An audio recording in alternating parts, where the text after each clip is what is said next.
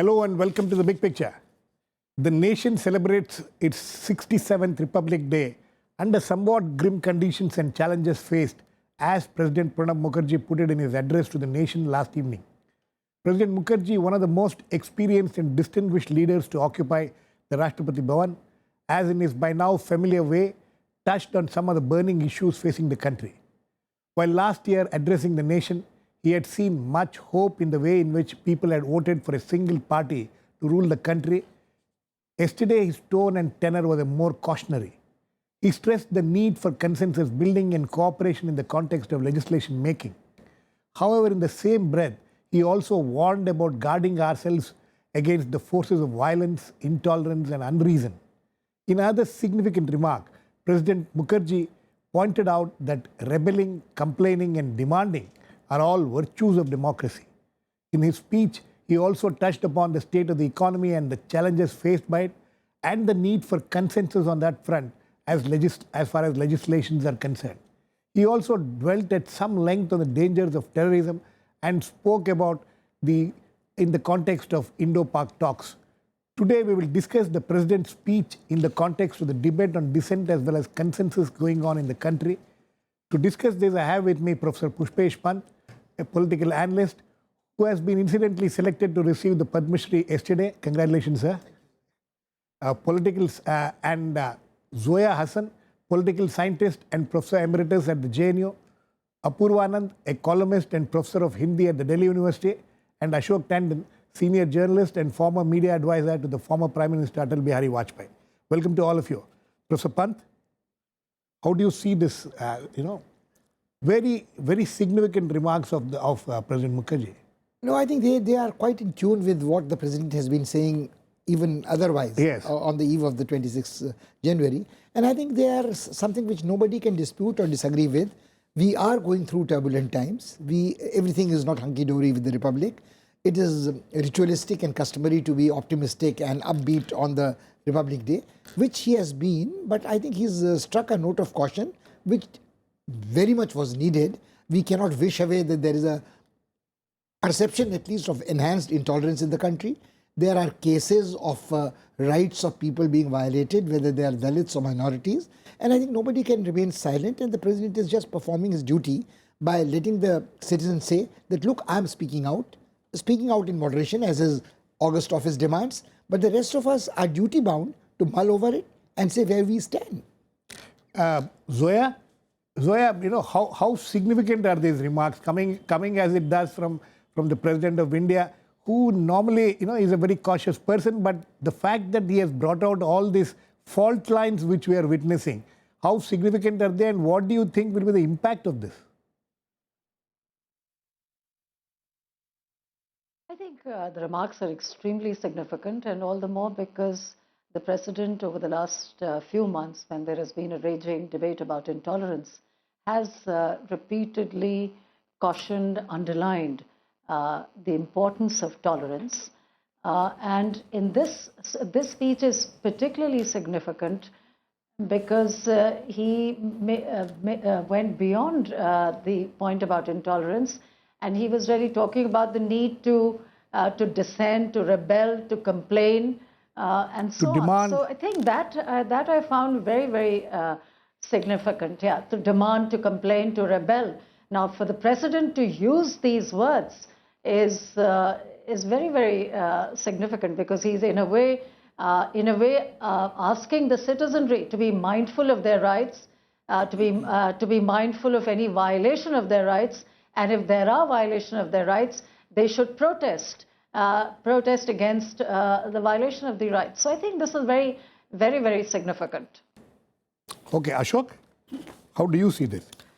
I think. Do you agree with Zoya that for a president to be saying that it's quite a departure actually, saying that rebel, demand, But Girish, we should not forget one thing, that whatever democracy allows by way of protest or dissent has to be within the framework of the rule of law. So since in India we have a rule of law, so therefore these comments should not be seen in the context of certain activities which are beyond the purview of rule of law.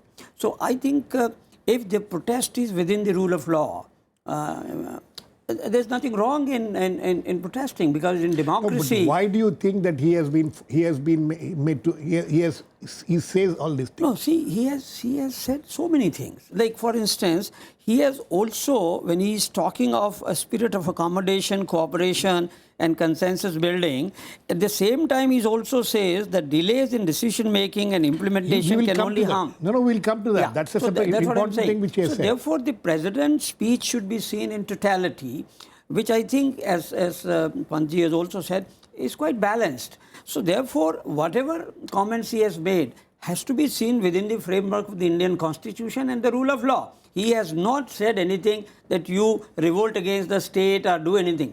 So therefore, I think it's a fair comment, which I think Indian democracy in any way provides for. Do you think that his concern is concerning the recent events which we have witnessed in the thing, yeah, or do you think that he's talking in general terms? His concern should also be seen in totality of things. What is happening in the society? It should not be viewed in a narrow context, rather than. So I think in totality, he is the president of India. He has every right. He is the head of state to caution people, to caution opposition, to caution even to protesters also. He has used the word, well, there could be occasional doubters and baiters. Yes. I mean, look at this particular, the word he has used. And in that context, he says, well, there is a legitimate right of protest. There are means to protest. By all means you protest. But at the same time, I don't think he has encouraged anybody to go out of the rule of law. I'm sure as President of India, I don't think he will ever do that. Similarly, as you said, we were surprised about certain words. I mean, the President using the word that amongst us we have occasional doubters and baiters. Yes. I mean, how do you look at how these? How would you look at it, Apoorvanand? What is the context in which he's saying that? When I read about this speech in the newspapers, it made a very interesting reading for me, because as a student of literature, it's important for me to how to read a text. Right. And so the words, as you rightly pointed out, is doubters and baiters. But right after that, he says, and it's very blunt. Right. Let us continue to complain, to demand, to rebel. And I read this sentence in the backdrop of what has been advised only a few days back in the Baba Saheb Ambedkar Bhim University convocation address by the Prime Minister, where he invokes Baba Saheb Ambedkar and says that Baba Saheb Ambedkar faced insults but never complained. And even before that, the Home Minister in Parliament, while delivering his speech, again invoked Ambedkar and said that Ambedkar never complained and was never bitter. So this quality of a man who complains, to run down this habit of complaining, we have seen in last 14 or 16 months, continuous attempts by the functionaries of the government to invoke Ambedkar, to tell people that endure insults, endure humiliation, but don't complain against the state. Whereas the president in the speech, and we would see in the last part of the speech where he talks about education, and it's very significant, the last portion of the speech, he invokes the notion of critical thinking. Critical thinking, and also about the teachers, he talks about the teachers. About the teachers. And three of you are teachers here on the panel. And what has been happening in the universities, especially for last 2 years, it has raised concern among the academic community, and I think this speech comes as a very reassuring, especially for the academic community from its visitor, because he happens to be our visitor. No, Girish, not only the teachers is reassuring, I think it will be very reassuring to a young man who is being insulted and being advised to endure. And this young man, maybe he's a Dalit, maybe he's a OBC, maybe he's a minority member of the minority community, maybe he belongs to a sexual minority, but these words are very reassuring for the citizens who feel aggrieved. They say that the first citizen of the country. Here is the President of India is saying that rebelling is not really a bad. He says it's a virtue of democracy. Yes. We are making a distinction between a rebel and a violent revolution. Yes. I mean, let's make that clear. Right. I mean, as Tandon Sahab said. No, because he speaks about violence. Anyway, later he comes up. Since he's a creature of the state, he can't. Absolutely. He can't call No, for but revolution. as far as obviously, because I don't think he's supporting a violent rebellion or The violent President revolt. of India could not be inciting sedition. Yes. I mean, Because he's talking specifically about violence when grim instances of violence hits at these established values. What which are at those established values? What are those established values? Yes. In citizens' justice, equality, Yes. and Yes. gender and Absolutely. economic Yes. equity. Yeah. So we are not going to a historical, mythological past and looking for a heritage and values which there is no consensus on. Let's admit it. So he is referring to very immediate values of justice, equity, equality, etc., which are under threat. And that's why I see and I read this speech in this context, where complaining, criticism is being outlawed. If a student is being called anti-national for having protested against the hanging of Yaqub Memon, I think this speech needs to be read in this context. Zoya, would you also see it in that context? Well, I think we should not make an effort to underplay the significance of the President's comments. The very fact that the President of India, no doubt in the context of the Constitution and constitutional guarantees of right to free speech, is actually saying, for a President to say that you should rebel, demand and complain is more than we would expect really the first citizen to say. And he's certainly speaking of it in the context of many attacks on freedom of speech, efforts to suppress dissent, because any attempt to suppress dissent diminishes and weakens democracy. And most certainly, I think you're quite right that he is saying what he has said. One, in the context of the intolerance issue, and also in the context of what has happened in Hyderabad University. I think the point there is that, really speaking, as I read the President's speech or his comment, he's really basically saying that we should not fear and we should speak truth to power.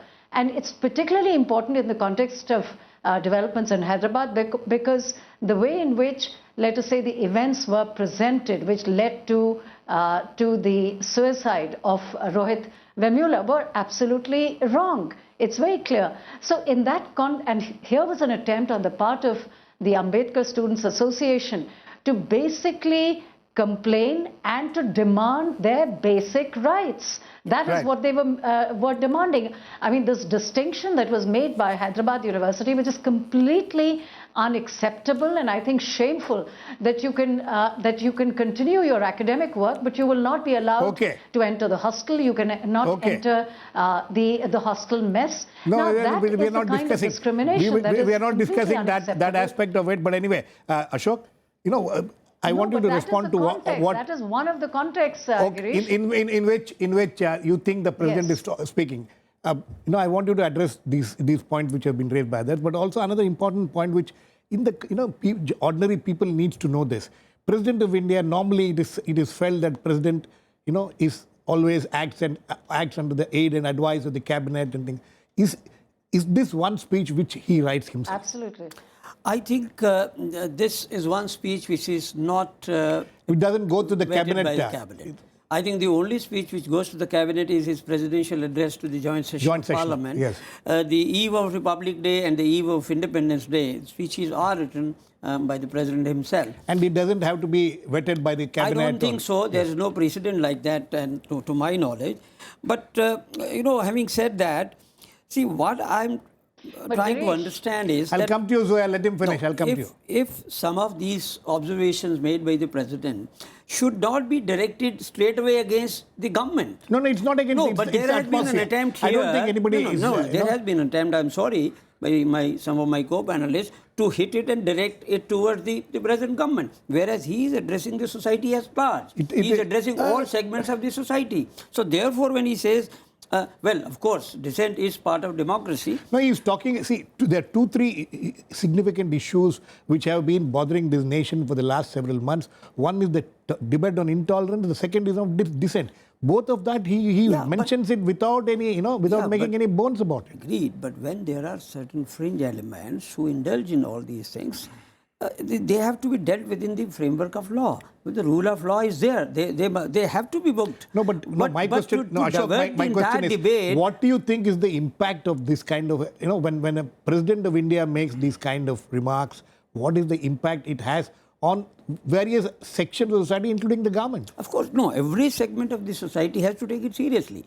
Not only the government, but others also. So it addresses the society as a whole. But it should not be seen in the narrow context as if he's trying to attack the government. Okay. Sir, I think I'll get Zoya first and then I'll come to you. Zoya, you wanted to respond?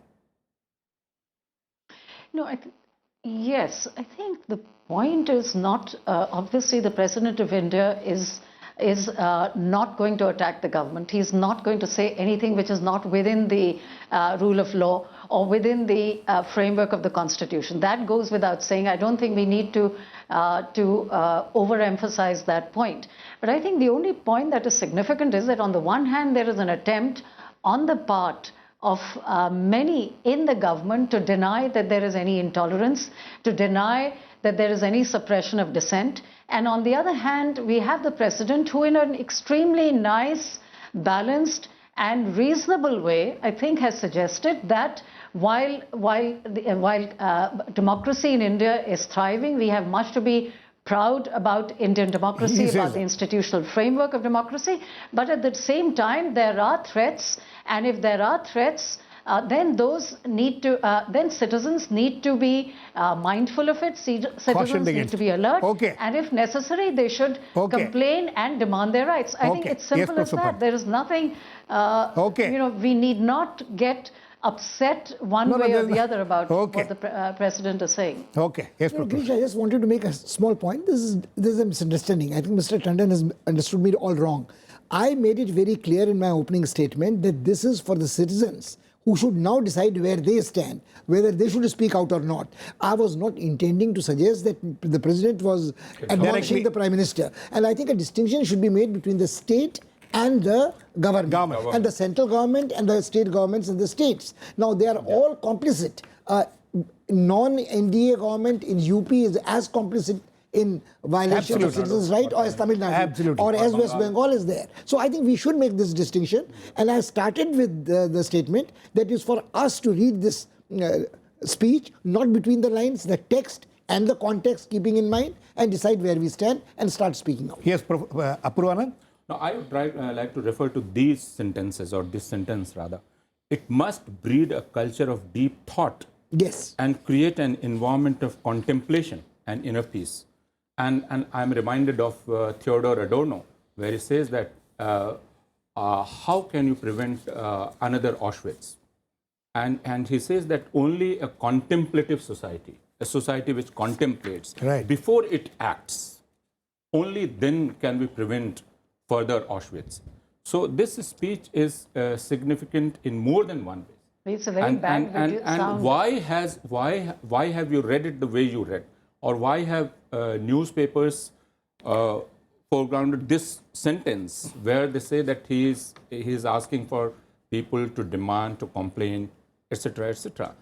Because of the context, I'm sure it is the context in which... The context is very important. And in that context, this speech would be read. And for us, I think this sentence, an ecosystem that fosters critical thinking. Right. So, while talking about world-class universities, what he is emphasizing on is an ecosystem that fosters critical thinking. Right. It's not an instrumental use of knowledge. It's to make a fuller human being. That's the purpose of education. And in democracy, I think it's the demos, this word demos, which is supreme. It's not state, it's not nation, it's people, it's human being.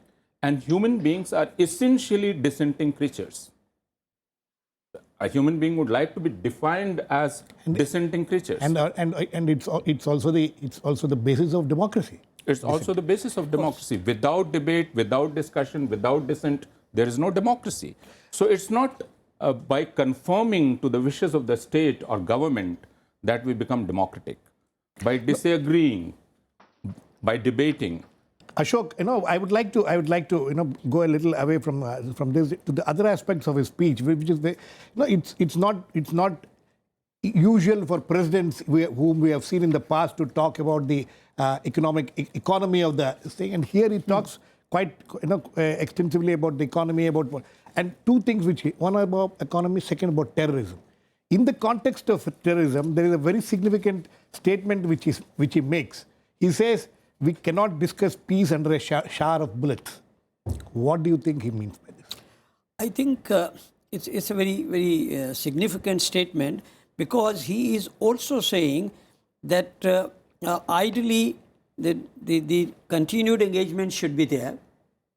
But at the same time, as he says, we cannot discuss peace under a shower of bullets. So that means he is making very, very strong statement in the context of what has happened in Pathankot. So I think taking a very strong cognizance of terrorism from across the border, here again the president as the supreme commander of the armed forces, right. I think he is cautioning the government also. And therefore, is a very strong word which he has used in the context of terrorism. And I think it is again a message to the government. This is a message to the government. But it can't be to but at anybody the else. same time, he is not opposing continued engagement at the dialogue process. That's right. But at the same time, dialogue and the shower of bullets cannot go together. So very, very significant statement. I would agree, because you see, I think, but this is a statement. This is a statement which is directly aimed at the government. Because the government has continued with the dialogue Right. and engagement with Pakistan despite the Pathankot attack, and I would say that it should be continued. I mean, I think we should, as a mature democracy, take it on our stride that there would be an effort to sabotage the peace process with Pakistan, and we should be mature enough to say that we'll continue. But there is a message to Pakistan as well. There is a The message. last line is a message to the rulers in Pakistan. Absolutely. When he says that you can't have peace and talks with bullets. Zoya, what are the other things which you think the president is trying to make? What is the other point which he's trying to make? Because in as far as terrorism is concerned, he speaks in very quite extensively actually. There are 3 paragraphs which he devotes towards the problem of terrorism, and then in this he gives a direct message to the government. But unlike in the other aspects of other aspects where he's sending a message largely to the society also. Zoya? I'm sorry, I'm not able to hear you or the preceding discussion, Okay. because the sound quality Okay. is really very, very poor. No, we will fix that and I'll come back to you. Apoorvanand? I think co-panelists are right. But terrorism, as I see, terrorism is a technology. And terrorism is something which can be used for many purposes. So these 3 paragraphs, yes, they can be read in the context of dialogue between India and Pakistan, but also to understand what violence does. And if violence reaches the stage where it turns into terrorism, then it's very difficult to control it. And that's why before that, the president wonders, and I would like to go back to that paragraph. And this text is very interesting for me, because the president is a very astute politician. Yes. And in a positive sense of the term, Brechtian sense of the term, I would use that he has used his cunning to draft this. So before that, he says that peace is the primary objective of a rational consciousness as well as our moral universe. Moral universe is the foundation of civilization and necessity for economic progress. And yet, we have never been able to answer a simple question. Why does peace remain so elusive? Absolutely. Why has peace been so much more difficult to attain than degenerate conflict? So that makes it, that lifts this text, and it doesn't remain an everyday mundane. No, it's a statesman-like approach towards the problems. So he's wondering, he's brooding, and it's very difficult to attain peace. And so far as terrorism or violence is concerned, if you go to many parts of this country, the kind of terrorism that they are experiencing, its source is not what we generally think to be. Its source is the state. Girish, I think this whole paragraph on terrorism should also be seen in the context of what is happening elsewhere.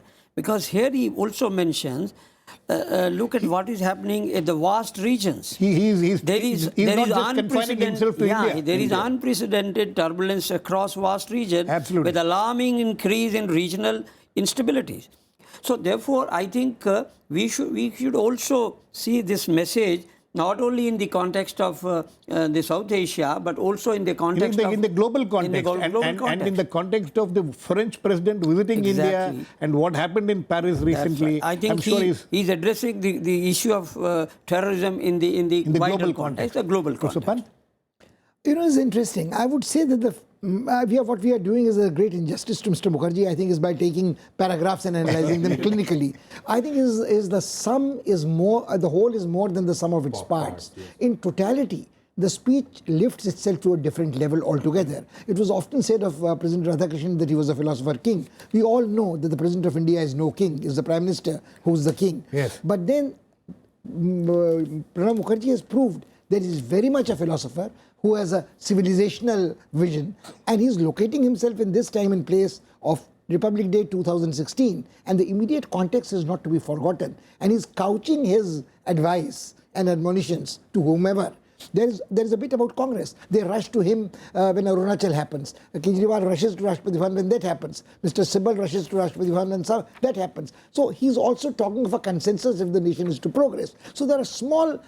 he has wrapped people, he has wrapped on the knuckles of even the opposition, because he obviously he talks about economic reforms and the need for he has proved himself to be absolutely non-partisan president who's speaking for the nation and addressing primarily the citizen, not the Prime Minister, not Rahul Gandhi and Sonia Gandhi, not Kejriwal and the coterie, but he's addressing the citizen. And I would stand by what I said in the beginning, is a time for soul searching for me and others like me.